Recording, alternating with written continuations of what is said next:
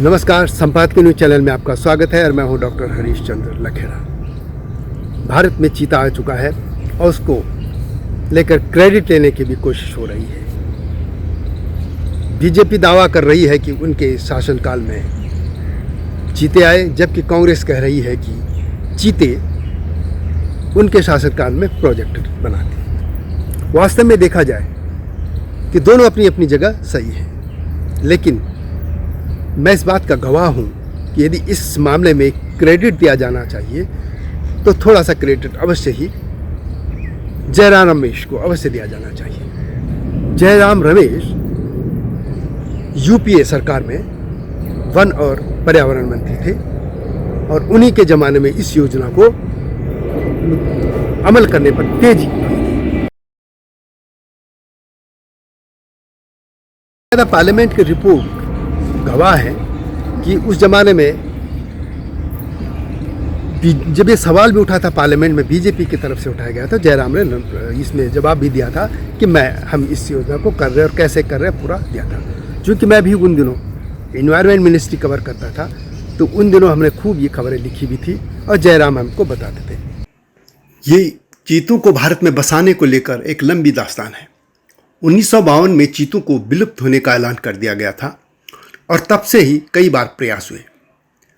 तब केंद्र सरकार ने चीतों के संरक्षण के लिए एक प्रयास भी किया था और उसकी घोषणा भी की थी, लेकिन मामला फाइलों में दबा रह गया।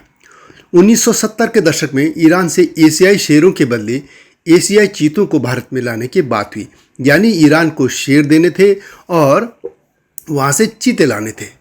ईरान में चीतों की आबादी कम थी और अफ्रीका चीतों और ईरानी चीतों में समानता को देखते तय किया गया बाद में कि ईरानी चीतों की बजाय अफ्रीका के चीतों को भारत लाया जाए। 2009 में देश में चीतों को लाने की एक बार फिर कोशिश हुई। इसके लिए African cheetah introduction project in India ये प्रोजेक्ट शुरू किया और 2010 से 2012 के दौरान देश के 10 वन्य अभ्यारण्यों का सर्वेक्षण किया गया और इसके बाद मध्य प्रदेश के कूनो नेशनल पार्क को चीतों के लिए चयनित किया गया। तब देश के जो वन और पर्यावरण मंत्री थे वो थे जयराम रमेश और केंद्र में यूपीए सरकार थी। तब मैं खुद इस मिनिस्ट्री को देख रहा था, कवर कर रहा था और जयराम रमेश हमें इसकी जो भी डेवलपमेंट होता था इसमें उसको बताते रहते थे। वास्तव में ये जो कूनो नेशनल पार्क है इसको एक दशक पहले गिर के एशियाई शेरों को लाने के लिए तैयार किया गया था। वास्तव में गिर जो है वो गुजरात में है गिर, और वहीं पे भारत में अकेली वो जगह है जहाँ पे शेर हैं, बब्बर शेर। अब इन शेरों को यहाँ लाने की बात थी, लेकिन तब वहाँ के मुख्यमंत्री जो गुजरात के थे तब वो थे आज के प्रधानमंत्री नरेंद्र मोदी। केंद्र सरकार ने बहुत कोशिश की, लेकिन नरेंद्र मोदी मुख्यमंत्री थे, सेंट्रल गवर्नमेंट से उनके ताल्लुकात ठीक नहीं थे दोनों के, ये भी उनको घेरते थे जो भी पॉलिटिकल कार्ड थे, लेकिन उन्होंने शेर देने से मना कर दिया। इसलिए वहाँ शेर नहीं आ पाए। क्योंकि ये माना गया था कि शेरों के यहाँ लाया जाएगा, उनके लिए संभल, चीतल और हिरण वगैरह जितने भी जानवर वहाँ थे और उनको वहाँ लाया भी गया था और शेरों के लिए वहाँ पूरी तैयारी करती गई थी। कूनो के अलावा जो मध्य प्रदेश सरकार थी उसने मध्य प्रदेश में ही नौरादेही वन्य अभ्यारण्य, राजस्थान में भैंसरोडगढ़ वन्यजीवन परिसर और शाहगढ़ में भी वैज्ञानिक आकलन कराया था। और ये बाद में जब शेर नहीं आए तो उनके लिए चीतों के लिए, और बाद में आकलन के बाद चीतों को कूनो में ही स्थानांतरित करने का चुना गया था। वास्तव में जो ये गिर है ये के जो शेर थे उनको में ये जो कूनो नेशनल पार्क है उसमें बसाया जाना था, परंतु ये दो पार्टियों की अलग अलग सरकारों के होने से मामला बिगड़ता चला गया। इससे गिर के शेर यहाँ कूनो में नहीं आ पाए और फिर कूनो में चीतों को लाने की बात हुई। चीतों को कहते हैं कि कम से कम उनके लिए 200 किलोमीटर का जो कम से कम ऐसा रेंज होना चाहिए, क्योंकि 120 किलोमीटर की गति से जो वो दौड़ते हैं घंटे की गति से, उस पर उनके जो शरीर दौड़ने के लिए जो उनके लिए गर्म होता है उसके लिए बहुत लंबा क्षेत्र चाहिए, जो बहुत ज़्यादा पहाड़ी क्षेत्र ना हो, मैदानी टाइप हो। इसलिए पहाड़ों की तरफ जैसे जिम कॉर्बेट पार्क है या उधर के पार्कों को सोचा ही नहीं गया। इसे सिर्फ इसलिए ये जो पठार मध्य प्रदेश के पठार हैं इनकी तरफ सोचा गया था। यह अद्भुत संयोग है कि 1947 में जहाँ हमारा देश आज़ाद हो रहा था, उसी दौरान दूसरी तरफ देश से चीता गायब हो गया था। छत्तीसगढ़ जो आज का है, उसके एक कोरिया जगह है, वहाँ के राजा ने अंतिम 3 चीतों को उसी दौरान मार गिराया था। हालांकि उनके परिजन कहते कि ऐसा नहीं है, बाद में भी चीते गए, लेकिन यदि एक लीपापोती थी। वास्तव में छत्तीसगढ़ में आखिर बार मारे गए थे। और हुआ यह है कि आपको यह जानकर ताज्जुब होगा कि राजा नवाब तो इनके शिकार करते थे। जिनको अकबर को महान कहा जाता है, उसके ने 9000 चीते पाल के रखे थे और ये चीतों से ही वो शिकार भी करते थे। और बाद में अंग्रेजों ने भी तो गजब कर दिया। अंग्रेजों ने तो गुजरात में चीतों को मारने के लिए बाकायदा लोगों को पैसा दिया, उनके 2 रुपया 4 रुपया ऐसा कुछ देते थे और इससे उन्हें चीतों को मरवा दिया था। अकबर को लेकर कहा जाता है कि 1556 से 1605 के बीच उसने अपने शासनकाल में लगभग 9000 चीतों को अपने पास रखा था। और चीतों को जब पालतू बना दिया जाता है कि उनकी प्रजनन क्षमता लगभग खत्म हो जाती है और इसलिए भी चीते विलुप्त होते चले गए। और ब्रिटिश शासन में तो उन्होंने तेजी से लुप्त थे, क्योंकि चीतों को उन्होंने मरवा डाला था। अब बात करते हैं फिर इसके पॉलिटिकल मामले की। यह सत्य है कि इस प्रोजेक्ट को 2008-9 में कांग्रेस सरकार के जब प्रधानमंत्री मनमोहन सिंह थे, उन्होंने इसको मंजूरी दी थी। अप्रैल 2010 में तत्कालीन वन एवं पर्यावरण मंत्री जयराम रमेश इसके लिए अफ्रीका के चीता आउटरीच सेंटर भी गए थे और हम सब ने इसकी रिपोर्ट की थी, रिपोर्टिंग इसमें खबरें की थी। और यह भी सच है कि 1913 में सुप्रीम कोर्ट ने इस परियोजना पर रोक लगा दी थी और 2020 में सुप्रीम कोर्ट ने इसको अनुमति दी। इस तरह ये जो लोग थे बीच में कुछ, जो इस देश में किसी भी मामले को लेकर अदालत चले जाते हैं, ये कुछ खुरपेची लोग हैं या आंदोलनजीवी, चाहे सेंट्रल विस्टा का मामला हो या बड़े बांधों का मामला हो या जो भी प्रोजेक्ट है उसमें अदालतें चले जाते हैं, इसलिए मामला लटक गया। यदि ऐसा ना होता तो आज इनकी 2 पीढ़ियां इस देश में चीतों की हो चुकी होती। लेकिन ये जो आंदोलनजीवी टाइप के लोग हैं, जिनको बस कोर्ट में जाना ही होता है, उन्होंने इससे वजह से ये हो गया था, ये मामला कोर्ट चले गया था। अब एक और बात है कि अदालतों को यह नहीं देखना चाहिए कि कौन से मामले जनमानस के लिए से ज़्यादा संबंधित हैं।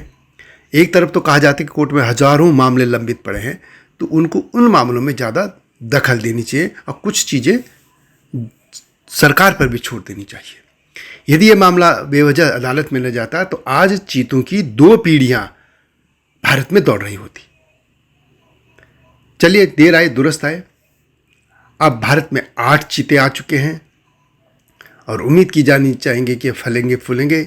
संस्कृत के शब्द से ही यह चीता निकला है। संस्कृत में इसको चित्रक कहते हैं, चित्रक से ये चीता बना। और जो ये बड़ी बिल्ली का परिवार है, इसमें यह शब्द जो संस्कृत का है, यह प्रमुखता से यही, बाकी के लिए तो अलग अलग से टाइगर है, लायन है वगैरह वगैरह, लेकिन चीता भारतीय शब्द को पूरे विश्व में अपनाया गया है। तो हम उम्मीद करते हैं कि यह चीता अब फलेगा फूलेगा उसका वंश। और एक अन्य बात कि इस परियोजना के लिए जहां एनडीए सरकार और प्रधानमंत्री नरेंद्र मोदी इसके हकदार है, इसको क्रेडिट जा रहा है, लेकिन एक क्रेडिट जयराम रमेश को भी अवश्य जाता है। जयराम रमेश इस परियोजना को बहुत तेजी से आगे बढ़ाते थे और उन्होंने इसको बढ़ाया था, इसलिए वे भी इसको श्रेय उनको भी मिलना चाहिए। नामीबिया से 8 चीते मध्य प्रदेश के कुनो नेशनल पार्क में आ चुके हैं। इस तरह भारत में 1952 में विलुप्त होने वाली ये बिल्लियों की, बड़ी बिल्लियों की प्रजाति एक बार फिर से भारत में कूद रही है, जंगलों में आ चुकी है। आज़ादी से पहले, और ये कहे कि सदियों पहले से इस शिकार की इसको करने या शिकार कराने के लिए इसका इस्तेमाल किया गया और इस तरह ये धीरे धीरे विलुप्त हो गए। जहाँ भारत एक ओर आज़ाद हो रहा था 1947 में, वहीं दूसरी ओर चीते यहाँ से विलुप्त हो रहे थे।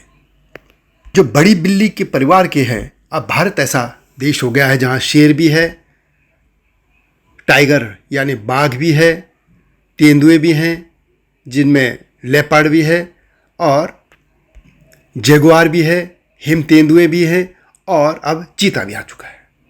और इन बिल्ली परिवारों में आप देखेंगे कि जो भी इंटरनेशनल स्तर पे जो नाम यूज होते हैं, इस्तेमाल होते हैं, उसमें जो चीता है वो शब्द संस्कृत का आया है, संस्कृत से चित्रक शब्द से आया है, जिसका मतलब चित्तीदार होता है।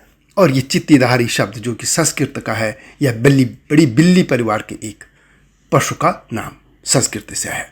वैसे अरबी में से फहद, बंगाली में चीताबाघ, गुजराती में चीता, कन्नड़ में चिरची, मराठी में चीता, पारसी में युज, संस्कृत में जैसे मैंने पहले कहा चित्रक, तमिल में सिबिंगी और तेलुगु में चीतापोली कहा जाता है।